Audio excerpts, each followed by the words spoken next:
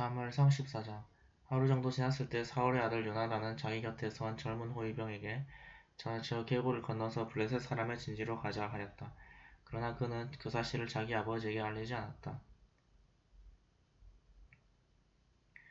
사울은 600명의 부하들과 함께 기브아에서 얼마 떨어지지 않은 미그론의 석류나무 주위에 진을 치고 있었다. 그들 가운데 아히야라는 제사장도 있었는데 그는 이가봇의 형제 아히두의 아들이며 빈하스의 손자요 실로에서 여호와의 제사장으로 있었던 엘리의 증손이었다. 그런데 요나단이 적진을 향해 떠났다는 것을 아는 자는 아무도 없었다.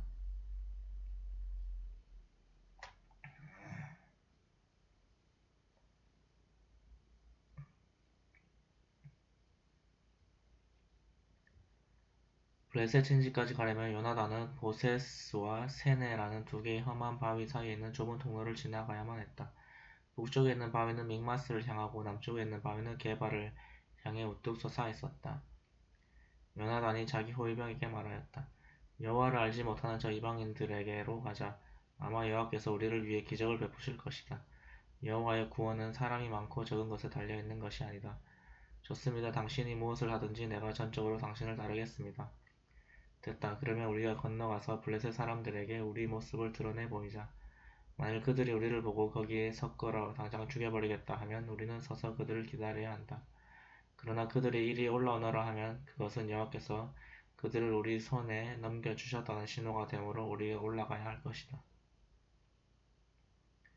그래서 그들은 블레셋 사람들에게 그들의 모습을 드러내 보였다. 그러자 블레셋 사람들은 그들을 보고 야 저기 히브리 사람들이 숨었던 굴에서 기어나오고 있다고 소리쳤다. 그러고서 그들은 요나단에게 이리 올라오너라 본때를 보여주겠다 하고 외쳤다.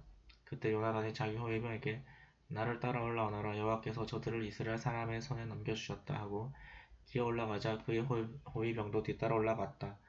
요나단이 블레셋 군을 쳐서 쓰러뜨리기 시작하자 그 젊은 호위병도 뒤따라가면서 그들을 처리했다.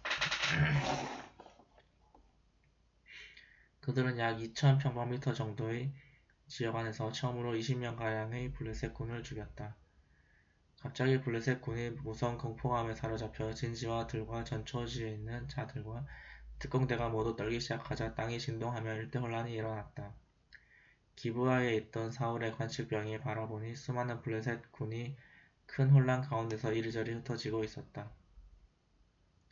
그래서 사울은 부하들에게 인원을 점검하고 누가 없는지 확인하라고 명령하였다.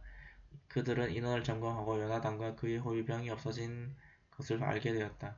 그때 사울은 아히야를 보고 하나님의 궤를 이리 가져오시오 하였다. 이 당시에 하나님의 궤는 이스라엘 백성 가운데 있었다. 그런데 사울이 제사장에게 말할 때 블레셋 군의 진지에서 요란한 소리가 점점 더 크게 들려왔다. 그래서 사울은 여호와께 물어볼 필요도 없소. 그만두시오 하고 제사장에게 말하였다. 그러고서 사울과 그의 부하들이 즉시 전장터로 달려가 보니 블레셋 군이 큰 혼란 가운데서 자기들끼리 서로 치고 있었다. 그들 가운데는 블레셋 사람의 편에 가담하였다가 출전한 히브리 사람들도 있었는데 이제 그들이 마음을 돌려 사울과 요나단에게 합세하였다. 그리고 에브라임 산간지대에 숨어있던 이스라엘 사람들도 블레셋 군이 도주하는 것을 보고 나와서 그들을 추격하였다. 이렇게 해서 전투는 벳 아웬을 지나 계속되었으나 여호와께서 그날 이스라엘을 구원하셨다. 그날 이스라엘 사람들은 아무것도 먹지 못하고 굶주린 채 지쳐 있었다.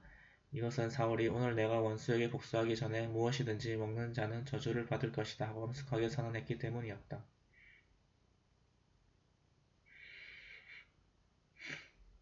그래서 하루 종일 그들은 아무것도 먹지 못하였다.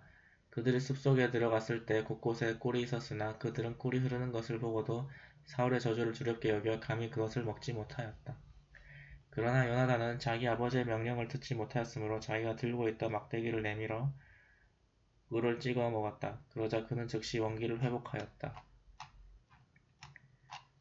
그때 한 사람이 요나단에게 말하였다. 당신의 부친께서 오늘 무엇이든지 먹는 자는 저주를 받을 것이라고 엄하게 경고하셨으므로 모두 먹지 못하고 굶주린 채 지쳐 있습니다. 그러자 요나단이 대답하였다. 그건 말도 안 되는 소리다. 그런 명령은 우리를 해칠 뿐이야. 내가 이 꿀을 조금 먹고 얼마나 기운을 차리게 되었는지 한번 보아라. 만일 백성들이 적에게서 뺏은 음식을 만들어 먹을 수만 있었더라면 우리가 얼마든지 적을 더 죽일 수도 있지 않았겠느냐. 백성들은 믹마스에서부터 아얄론에 이르기까지 하루 종일 블레셋 군을 추격하였으므로 몹시 지쳐 있었다. 그래서 그들은 적에게서 뺏은 양과 소떼가 있는 곳으로 달려가 그것들을 잡아서 날것으로 핏째 마구 먹었다. 어떤 사람이 이것을 보고 백성들이 고기를 핏째 먹어 여호와께 범죄하고 있다는 것을 사울에게 말하자 사울은 이 배신자들 하고 소리를 지르며 다시 말을 이었다. 큰 돌 하나를 이리로 굴려오너라. 그리고 너희는 백성들에게 가서 소와 양을 이리로 끌고 와 피를 빼고 잡아먹으라고 일러라. 누구든지 핏째 고기를 먹어 여호와께 범죄하는 일이 있어서는 안 된다. 그래서 그날 밤 모든 사람들은 각자 소를 끌어다가 거기서 잡았다.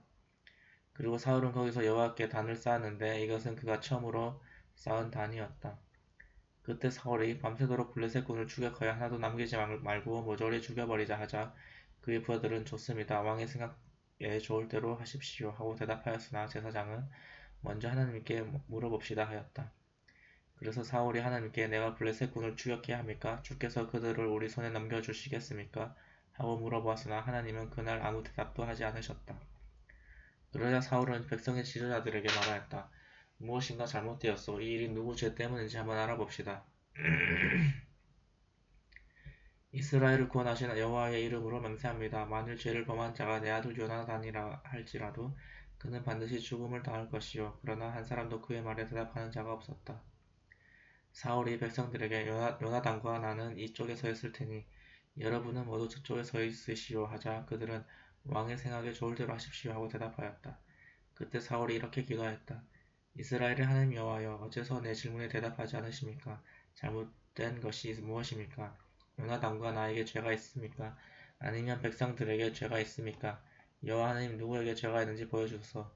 그러자 요나단과 사울이 죄 있는 자로 뽑히고 백성은 죄가 없는 것으로 밝혀졌다.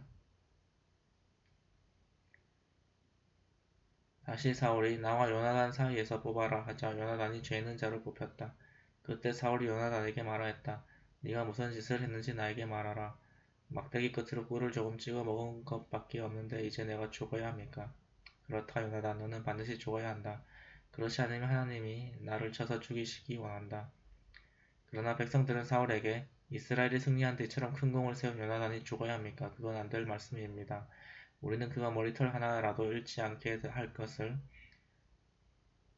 살아계신 여호와의 이름으로 맹세합니다. 하나님의 도움이 아니었던들 그가 오늘 어떻게 이런 일을 해낼 수 있었겠습니까? 하며 요나단을 죽음에서 구출해내었다. 사울은 거기서 더 이상 블레셋 군을 추격하지 않고 철수했으며 블레셋 군은 자기들 땅으로 돌아갔다. 사울은 이스라엘의 왕이 된 이후로 모압, 암몬, 에돔, 소바의 왕들 그리고 블레셋 사람들과 같은 주변의 모든 대적들과 싸워 가는 곳마다 승리하였으며 그는 영웅적인 전투를 하여 아멜렉 사람까지 쳐부수고 이스라엘을 모든 침략자의 손에서 구출해내었다. 사울의 아들은 요나단, 이스위, 말기 수아이며 그의 큰 딸은 메랍이고 작은 딸은 미갈이었다. 그리고 사울의 아내는 아히마아스의 딸 아히노암이며 그의 군 사령관은 그의 삼촌 넬의 아들인 아브넬이며 사울의 아버지는 기스요 아브넬의 아버지는 아비엘의 아들 넬이었다. 사울이 사는 날 동안 그는 블레셋 사람들과 치열한 전쟁을 피할 수가 없었다. 그래서 그는 건장하거나 용기 있는 자를 보면 징발하여 군인으로 삼았다.